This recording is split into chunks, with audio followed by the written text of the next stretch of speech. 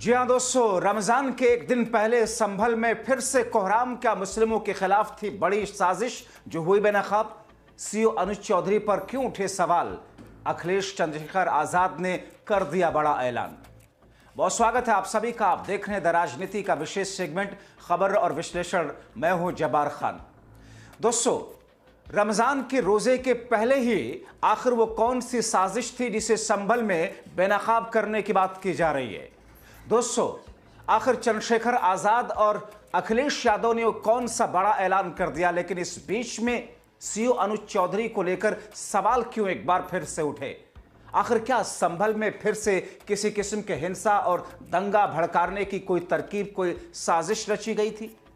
विस्तार से आपको बताते हैं, इस वीडियो को अंत तक जरूर देखें। दोस्तों, उत्तर प्रदेश के संभल में जो कुछ बीते दिनों हुआ उससे आप हर तरीके से वाकिफ हैं, मगर यह आरोप उत्तर प्रदेश की सरकार और योगी आदित्यनाथ पर क्यों लगे कि संभल के जरिए 2027 की बुनियाद और सियासी बिसात को बिछाने की कोशिश बीजेपी के जरिए की गई।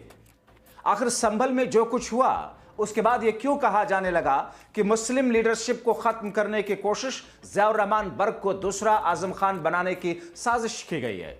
आखिर संभल में जो कुछ हुआ था उस हिंसा के दौरान, उसमें मुस्लिमों या अल्पसंख्यकों के खिलाफ में जो कुछ बातें सामने आई, क्या उसकी जवाबदेही और उसके खिलाफ में किसी के खिलाफ कोई कार्रवाई हुई अब तक?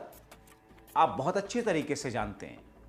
मगर रमजान के पाक महीने शुरू होने से एक दिन पहले ऐसी खबरें विश्वसनीय सूत्रों के जरिए आई जिसमें यह कहा गया कि साहब रमजान के शुरू होने के एक दिन पहले बड़ी साजिश रची गई थी।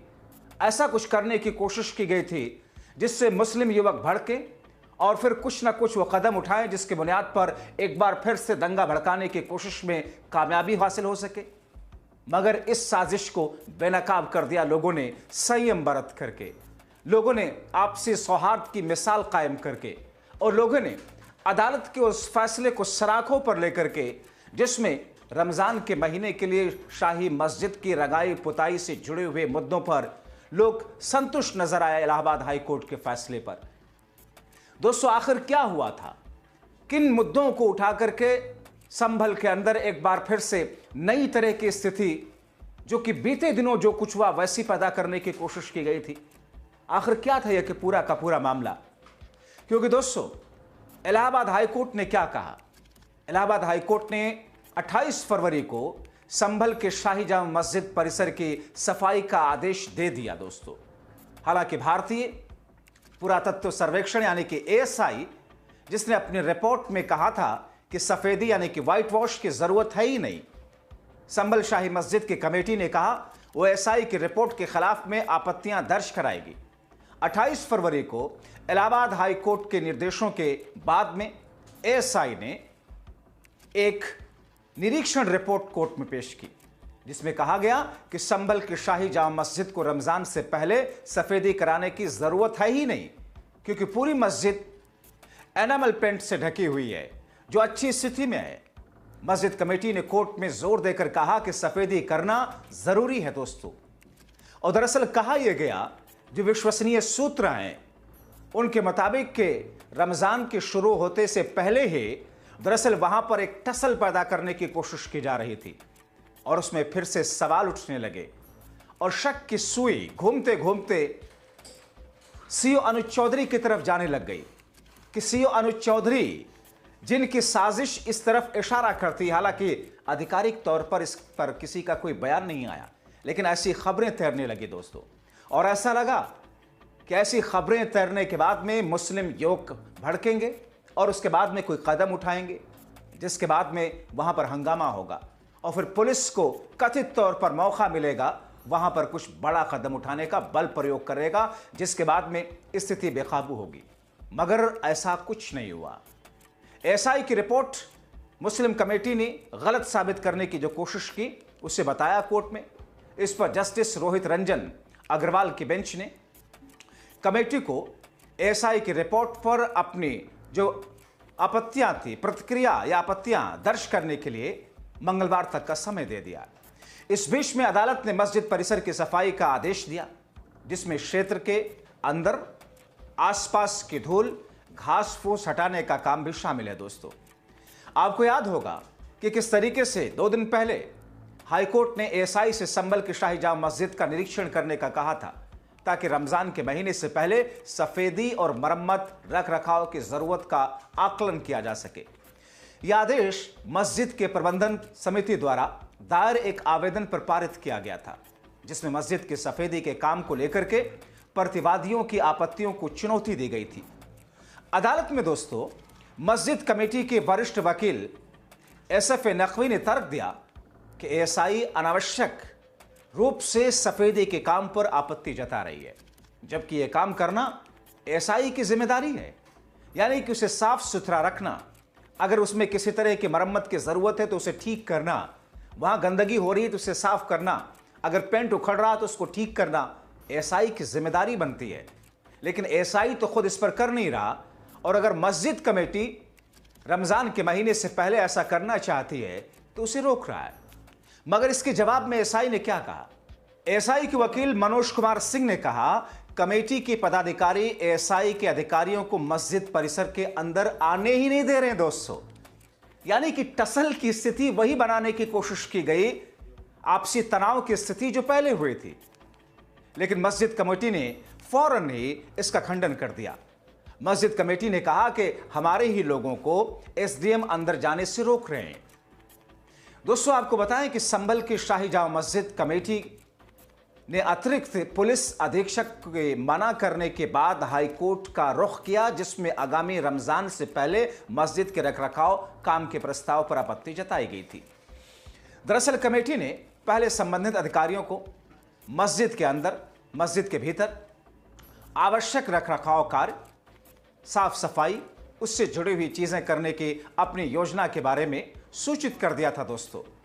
रमजान दरअसल 2 मार्च से शुरू हो रहा है। कमेटी का कहना है कि यह सब रोजेदारों की सुविधा के लिए किया जाना बेहद जरूरी है। मगर उस पर हुआ क्या? इन बातों को लेकर के, इन अपीलों को लेकर के किस अंदाज में जो लोग थे, जो अधिकारी थे, जो एसआई से जुड़े हुए लोग थे, पुलिस के जुड़े हुए लोग थे, उन्होंने इस मामले को दूसरी तरफ मोड़ने की कैसे कोशिश की? दोस्तों कमेटी ने सरकारी अधिकारियों से यह भी अनुरोध किया कि पारंपरिक अजान और रखरखाव की गतिविधियों पर कोई प्रतिबंध न लगाया जाए। संभल के एसपी ने कमेटी से कहा था कि चूंकि मस्जिद एक संरक्षित स्मारक है, इसके लिए किसी भी काम को करने से पहले प्रबंधन समिति को एएसआई से इजाजत लेनी जरूरी है। दोस्तों एएसआई की टीम ने रिपोर्ट में बताया कि मस्जिद के मूल स्वरूप को काफी हद तक बदल दिया गया है। एएसआई की रिपोर्ट कहती है, क्योंकि एएसआई ने ऐसा तैयार किया, मस्जिद के फर्श को पूरी तरीके से हटा दिया गया है, नई टाइल्स पत्थर लगा दिए गए, मस्जिद की दीवारों पर मोटी परत में एनामेल पेंट किया गया है, जिसमें सुनहरा, लाल, हरा और पीला रंग शामिल है। यह पेंट इतना गहरा है कि मूल ऐतिहासिक सतह पूरी तरीके से छिप गई है। इस रिपोर्ट के मुताबिक मस्जिद के अंदर का पेंट अभी भी सही स्थिति में है, इसलिए अभी सफेदी यानी कि रंग रोगन पुताई की जरूरत है ही नहीं। बाहरी दीवारों पर हल्की सी पेंट की परत उखड़ी है, लेकिन फिलहाल इसे फिर से रगड़ने की आवश्यकता है नहीं, एएसआई कहती है। मुख्य दरवाजे और कमरों के हालात खराब हैं। मस्जिद का मुख्य ढांचा ठीक है, लेकिन इसके प्रवेश द्वार और पीछे के कमरों की हालत खराब है। दोस्तों एएसआई के मुताबिक बताया गया कि मस्जिद का मुख्य दरवाजा लकड़ी का बना है, जिसकी ऊपरी पट्टी, लिंटन जिसे कहते हैं, पूरी तरीके से सड़ चुकी है। इसे तुरंत बदला जाना चाहिए, नहीं तो दरवाजा गिर सकता है। मस्जिद के पश्चिम और उत्तर दिशा में कई छोटे कमरे हैं जो मस्जिद कमेटी द्वारा गोडाउन के रूप में इस्तेमाल किए जाते हैं। दोस्तों इन कमरों की छतों के बारे में अगर बात करें, आपको बताएं दोस्तों, तो कमरों की छतें बहुत कमजोर हो चुकी हैं। लकड़ी की जो पट्टियां हैं वो गिरने की स्थिति में आ चुकी हैं। एएसआई की रिपोर्ट में बताया गया कि संभल की जामा मस्जिद एक संरक्षित स्मारक है। इसे 22 दिसंबर 1920 को प्राचीन स्मारक संरक्षण अधिनियम 1904 के तहत संरक्षित घोषित किया गया था, और इसके बाद इसे 1958 के प्राचीन स्मारक और पुरातत्व स्थल अधिनियम में भी शामिल किया गया है। मस्जिद के बारे में जैसा कि आप जानते हैं कि इसका मुख्य दरवाजा पूरब दिशा में है। यहां से सीढ़ियों के जरिए मस्जिद तक पहुंचा जाता है। मस्जिद के बीच में एक बड़ा गुंबद है, चारों तरफ एक खुला आंगन है, इसके बीच में वजू करने के लिए पानी की टंकी है।